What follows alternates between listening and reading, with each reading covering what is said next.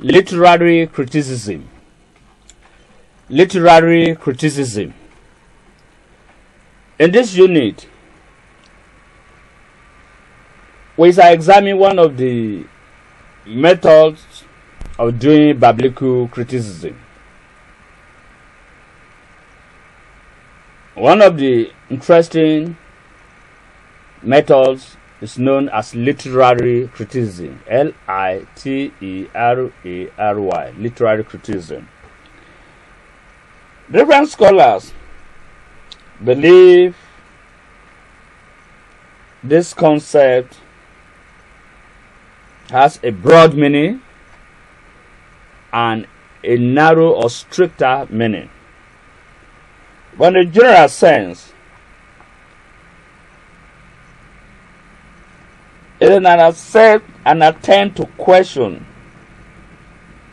a text, T-E-X-T, in terms of its authorship, who wrote the book, the historical setting, what led to the writing,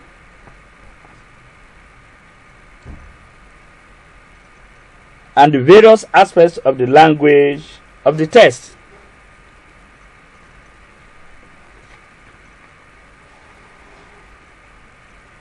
In other words, literary criticism focuses on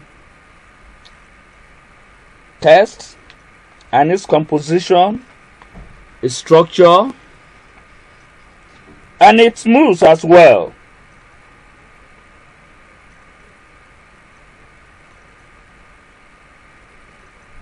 So it is like producing an interpretation of a given text. And so few steps need to be noted in doing literary criticism.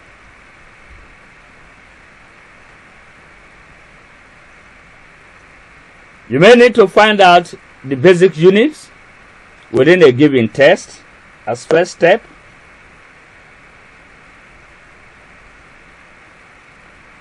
You need to read the larger text several times to get a picture of it.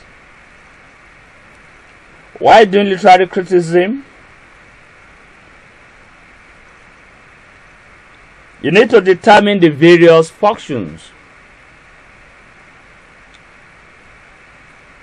of various units of the text. For example, is the unit,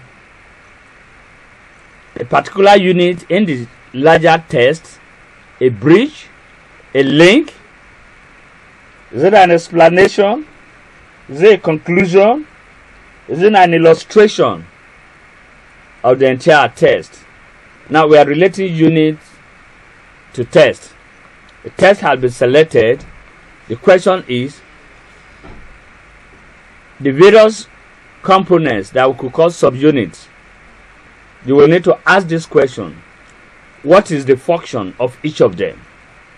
As a conclusion, serving as illustration, serving as commentary, or a bridge. These are the steps involved in literary criticism.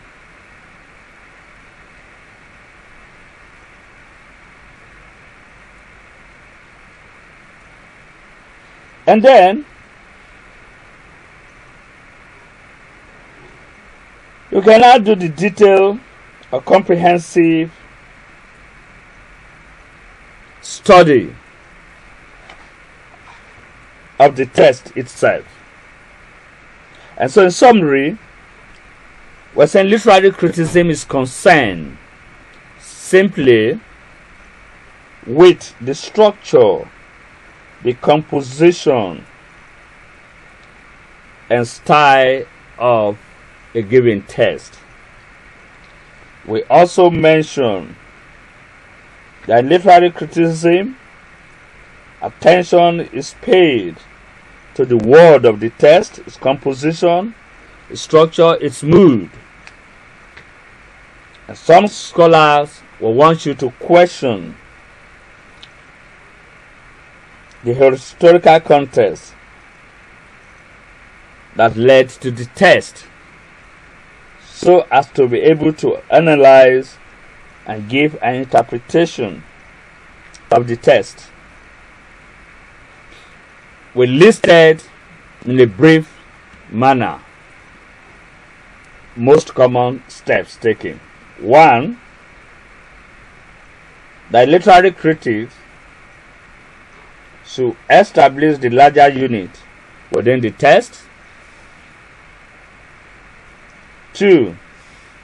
Should read the larger literary unit several times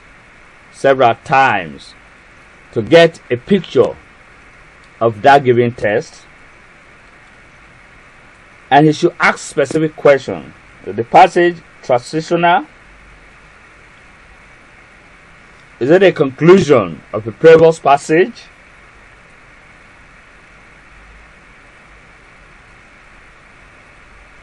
Is it an illustration? And so examine the literary style of features. With this,